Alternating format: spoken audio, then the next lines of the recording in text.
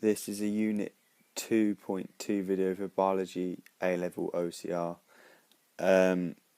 Following on from this video, I'm going to be looking at phospholipid bilayers, which links really nicely into this topic of lipids. In a previous video I've done water, and in the future I'll be looking at proteins and carbohydrates, so taking each biological molecule step by step. So first of all, let's start off with lipids. So lipids are formed of carbon, hydrogen and oxygen. They are insoluble, non-polar, and they dissolve in alcohol. And there's three forms of lipids. You can have triglycerides, phospholipids and steroids. And lipids are made of glycerol and fatty acids. So glycerol is an alcohol with three hydroxide groups, so OH groups. In the left here you can see me draw a glycerol molecule.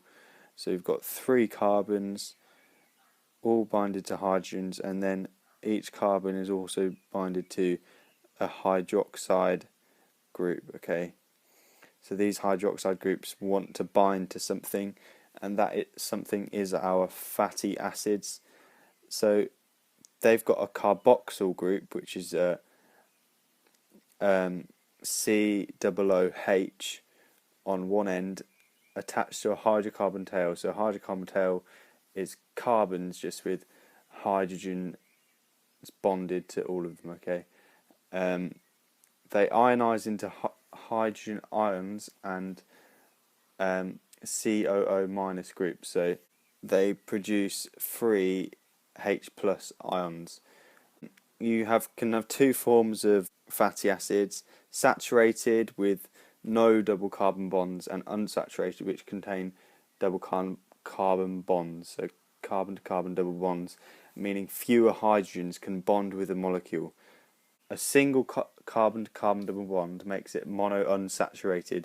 More than one makes it poly unsaturated. Double carbon bonds give a kink in the chain. So this kink pushes molecules further apart, making them slightly more fluid. So on the left we've got our glycerol, and on the right we've got our fatty acids.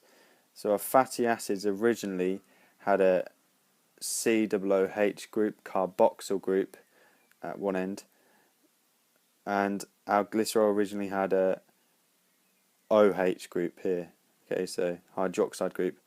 So those two groups bind together, releasing one molecule of H2O water. So it's a condensation reaction to form this bond. So what I'm showing here in this diagram, this bit here is our fatty acid. It's got a C, let's pause it there. We've got a carbon with a double bond to the oxygen, and that is seen here. But it's also got this hydroxide group, okay, a free hydroxide group, and so did our glycerol. They both had a free hydroxide group on the end. If we take both hydrogens and one of the oxygens, we form one molecule of water, so H2O. Then this bond here forms an ester bond. If you don't understand that, you need to probably watch my previous video where we looked at condensation reactions and how water is produced. Okay, so this is a condensation reaction.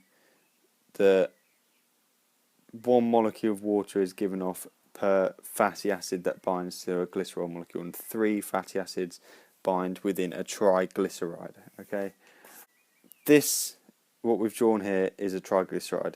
It's got three fatty acid chains. These fatty acid chains can be saturated or unsaturated. It still will be a triglyceride molecule. What I'm drawing here at the bottom, at the moment, it's a triglyceride. We get rid of one of the fatty acid tails and we add a phosphate group onto it, forming a phospholipid. Okay, so as you can see, triglycerides, three fatty acids, phospholipids have two, and a phosphate group, okay? Completely different structures now. It completely alters their function. So first of all, let's look at the functions of triglycerides. So firstly, they're an energy source. Ester bonds are hydrolyzed. Then both glycerol and fatty acids can be broken down to produce CO2 and H2O. Respiration of lipids makes more water than the respiration of sugar. Okay, if you watch my respiration video, anaerobic respiration and respiratory substances, you will see in detail how that works. I'm not going to tell you about it now. You can watch that video if you need to know more detail about that. Second thing is they act as an energy store. So triglycerides are insoluble in water, so can be stored without affecting the water potential of a cell. And you must write both those points down. It's come up in the mark scheme before. They are insoluble, so they do not affect the water potential of the cell. You must mention both to get both marks, okay? If it's asking you about their function.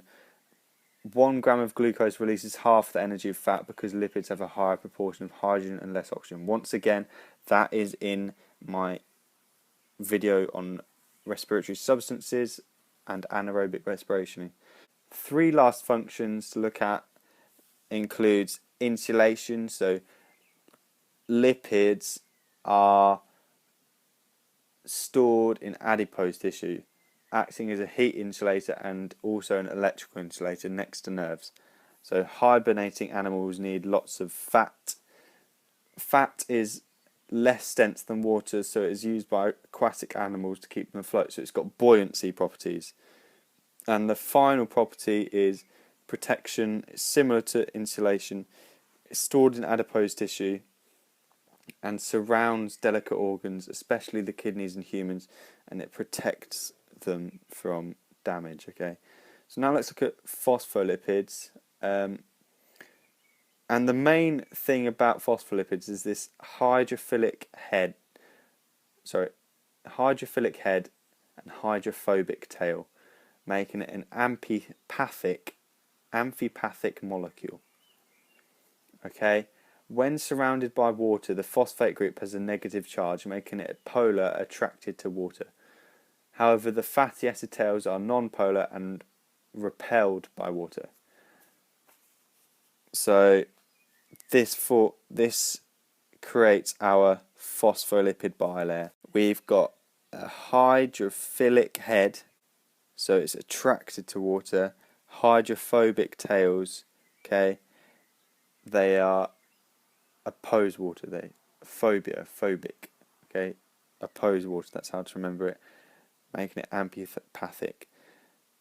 So that is going to be a really good introduction to my next video on the phospholipid bilayer. I'll hopefully play it all out in a similar way to this. I know in the textbook that phospholipid bilayer does not follow on from biological molecules chapter, but I think considering you just look at phospholipids, it makes sense to look at how they form the phospholipid bilayer, but that will be in another video. And after that phospholipid bilayer video, which I'll probably make straight away, we'll do carbohydrates and proteins, hopefully before Monday. Thank you for watching.